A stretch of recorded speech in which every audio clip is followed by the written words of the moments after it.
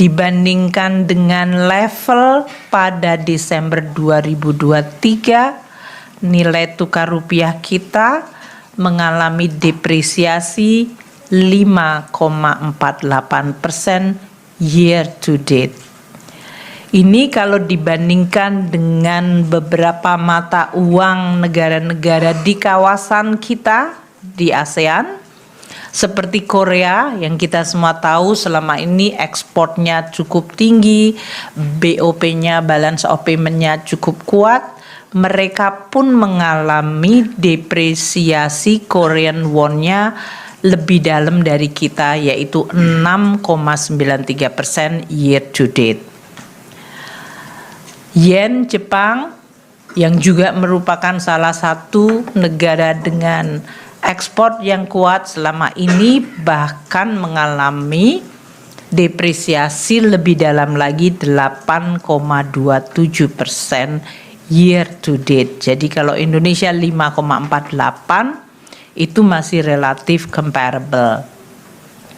Kinerja rupiah tersebut ditopang oleh komitmen Bank Indonesia untuk terus menjaga stabilitas nilai tukar rupiah serta berlanjutnya aliran masuk modal asing dan neraca perdagangan barang kita yang masih mengalami surplus.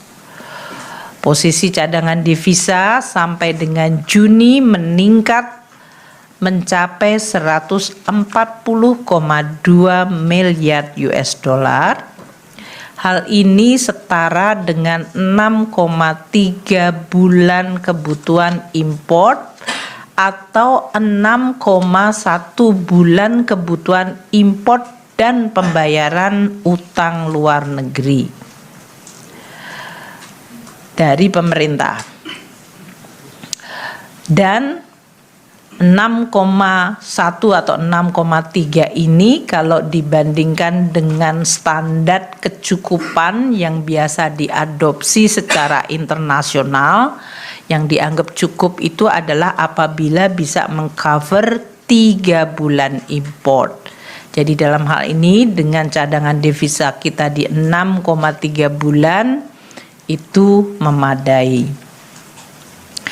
Kedepan tentu nilai tukar rupiah akan terus dimonitor dan dijaga stabil dengan kecenderungan menguat seiring dengan menariknya imbal hasil dari surat berharga kita, inflasi Indonesia yang rendah, dan terutama juga Indonesia termasuk dari negara-negara yang kinerja pertumbuhan ekonominya stabil dan relatif tinggi. Ini confirm waktu kami ada di G20 dengan Pak Gubernur. Tentu Bank Indonesia nanti akan terus menyampaikan langkah-langkah dan komitmen Bank Indonesia untuk menjaga nilai tukar rupiah, terutama dari langkah-langkah dari sisi moneter. Pemerintah akan terus menjaga kondisi perekonomian sehingga mampu menarik daya tarik investasi sehingga masuk ke Indonesia. BI akan menggunakan instrumen moneternya termasuk strategi operasi moneter yang pro market dengan menggunakan instrumen-instrumen Bank Indonesia seperti SRBI, SVBI, dan SUVBI.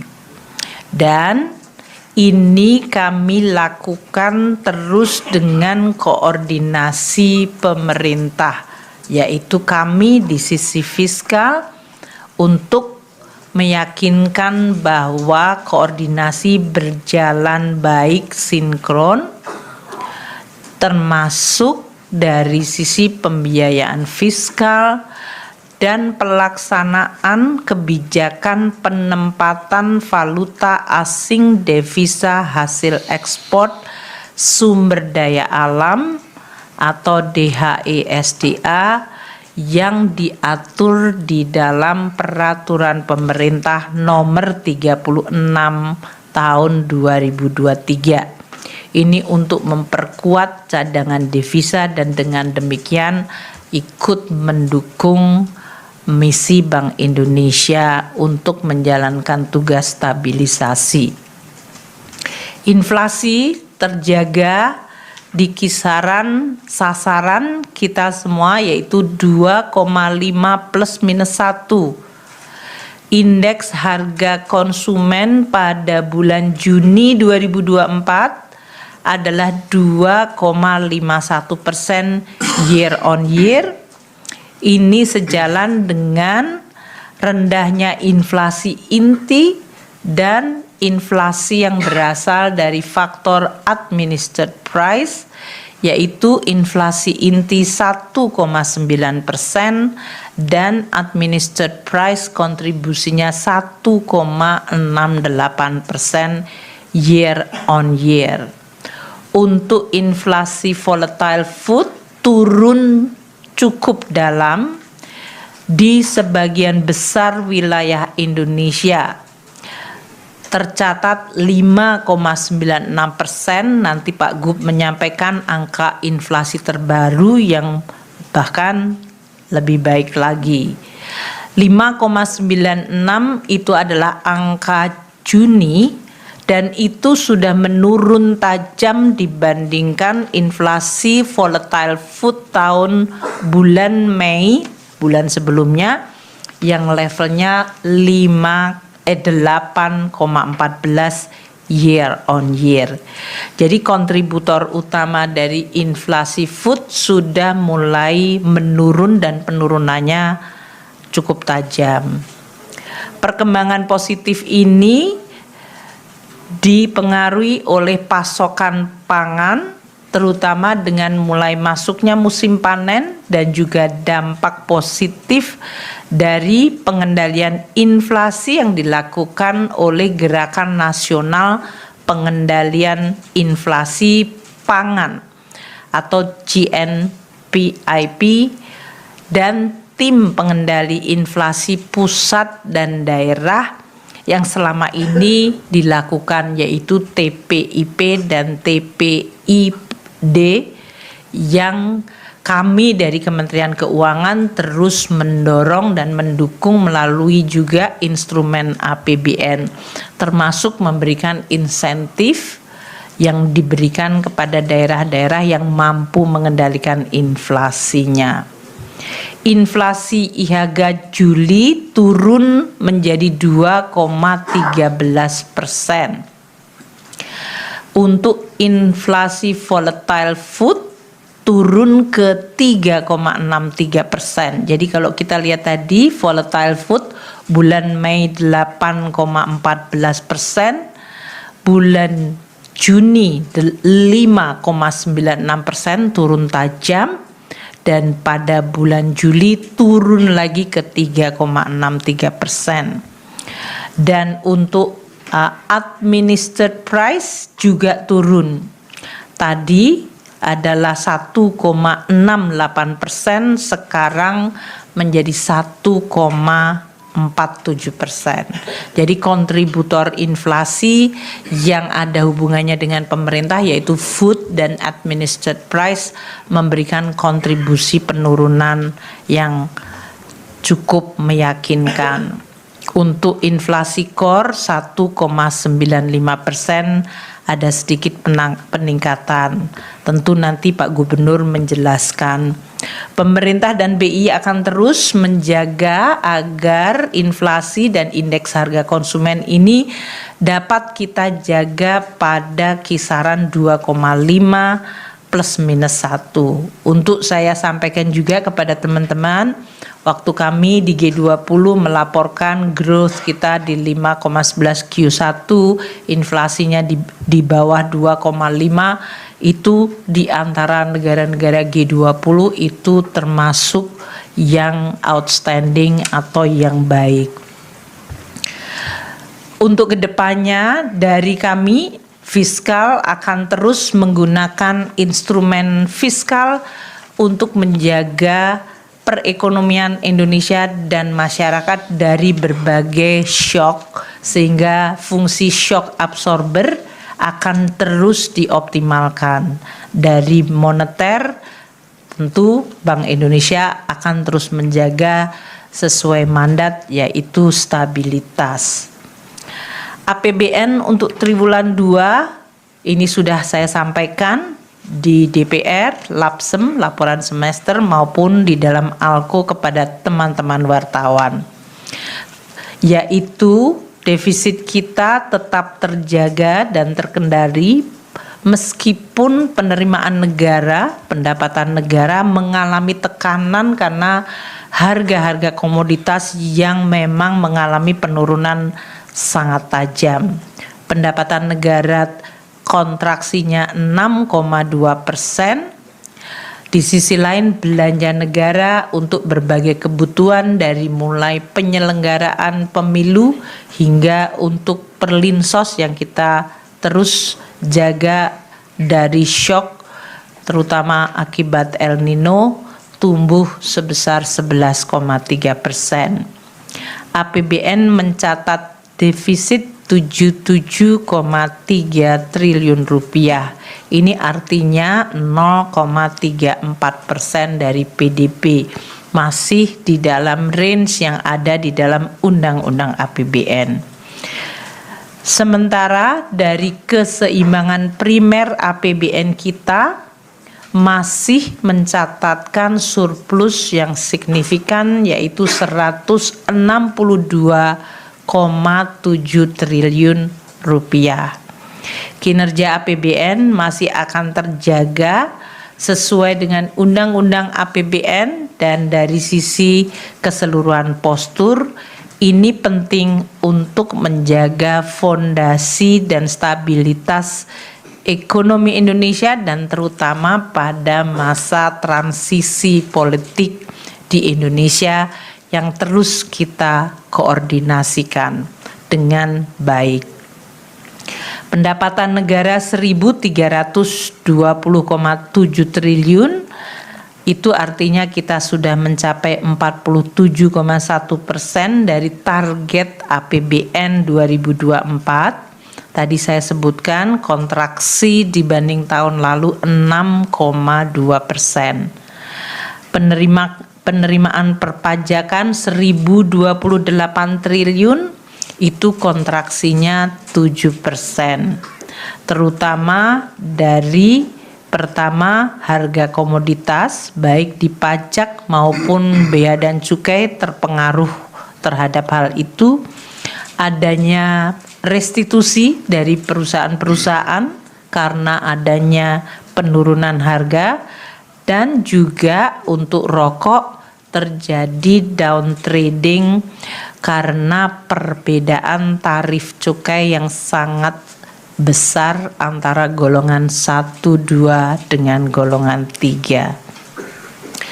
Realisasi PNBP kita mencapai 288,4 triliun, ini juga kontraksi 4,5%. Terutama karena lifting minyak dan gas yang mengalami penurunan, dan juga harga batu bara dan minerba mengalami penurunan. Belanja negara 1.398 tumbuh double digit 11,3%. Ini untuk terus mendukung tadi berbagai agenda pembangunan nasional, proyek-proyek nasional, pertumbuhan untuk menjaga momentum pertumbuhan melalui tadi intervensi perlinsos dalam rangka menjaga daya beli rakyat, dan juga penyelenggaraan pemilu. Realisasi belanja pusat mencapai 997,9 triliun atau tumbuhnya 11,9%. Transfer kita ke daerah mencapai 400,1 triliun, ini juga tumbuh 9,9%. Beberapa belanja sangat bermanfaat dan dirasakan manfaat langsung oleh masyarakat seperti program kartu sembako, PKH, kemudian kartu Indonesia Pintar, bantuan alat dan mesin pertanian, dan juga yang paling penting di kelompok kelas menengah, subsidi energi dan stabilitas harga pangan. Belanja negara untuk kegiatan pemilu, pembayaran gaji dan tunjangan termasuk THR, tunjangan hari raya, dan gaji ke-13, serta tahun ini ada kenaikan gaji untuk ASN TNI Polri sebesar 8% dan untuk pensiun naik 12%. Ini semuanya menyebabkan kenaikan belanja pemerintah. Untuk defisit tadi, maka pembiayaan anggaran dalam hal ini menjadi sumber pembiayaannya 168 triliun dan ini hanya 32% dari target APBN.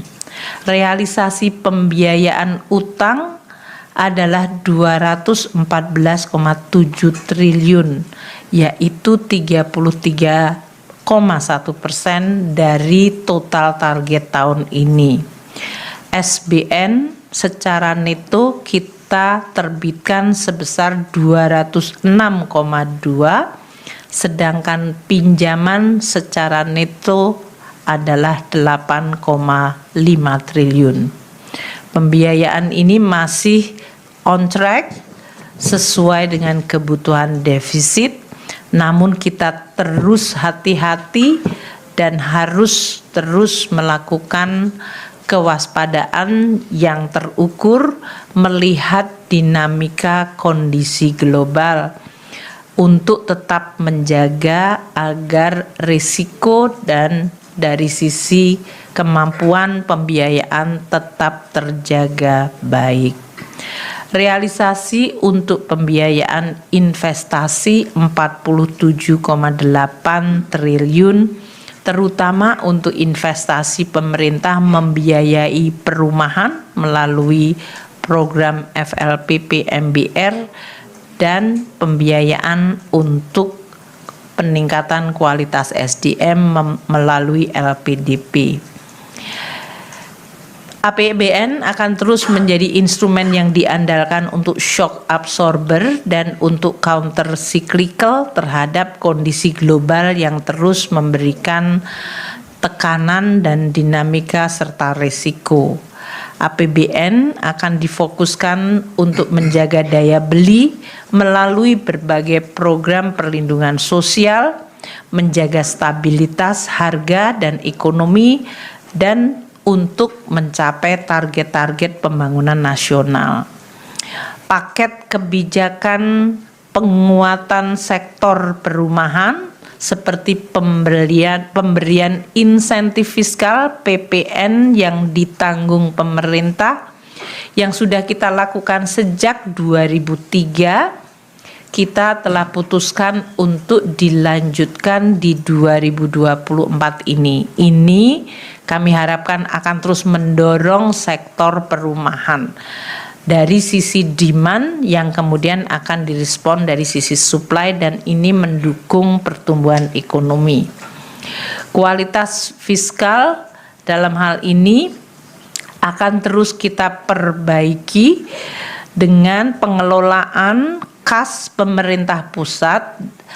Pemerintah pusat dalam hal ini Kemenku telah menerbitkan PMK Peraturan Menteri Keuangan Nomor 44 Tahun 2024, yaitu mengenai strategi dan pelaksanaan pengelolaan kelebihan dan kekurangan kas pemerintah pusat. Ini untuk makin memperkuat kemampuan treasury dan cash management kita. Pemerintah terus mendukung berbagai agenda pembangunan nasional, dari mulai pendidikan, kesehatan, penurunan prevalensi stunting, menghapus kemiskinan ekstrim, mengendalikan inflasi, pembangunan proyek strategis nasional termasuk IKN. Pemerintah akan juga memberikan fasilitas perpajakan, yaitu dengan diatur melalui PMK nomor 28 tahun 2024, yaitu fasilitas perpajakan yang diberikan di daerah perpajakan dan kepabeanan di ibu kota negara baru. Fasilitas yang diberikan meliputi fasilitas PPH, fasilitas PPN, dan fasilitas kepabeanan. Ini juga untuk mendukung agar IKN bisa berkembang sebagai sebuah tidak hanya pemukiman tapi menjadi pusat kegiatan ekonomi. APBN dan fiskal policy juga mendukung transformasi ekonomi nasional melalui program hilirisasi dengan juga belanja infrastruktur di dalam rangka untuk meningkatkan daya tarik investasi dan insentif fiskal perpajakan. Tentu ini tujuannya untuk memperkuat produksi dan ekspor Indonesia sehingga makin memperkuat posisi external balance Indonesia dan memposisikan Indonesia di dalam rantai pasok global. Selain tentu saja berbagai program hilirisasi mampu menciptakan lapangan kerja baru dengan upah yang layak. Itu dari kami, terutama dari keseluruhan overview ekonomi dan penggunaan fiskal. Untuk selanjutnya, Bapak Gubernur Bank Indonesia akan menyampaikan aspek kebijakan moneter. Silakan Pak Peri.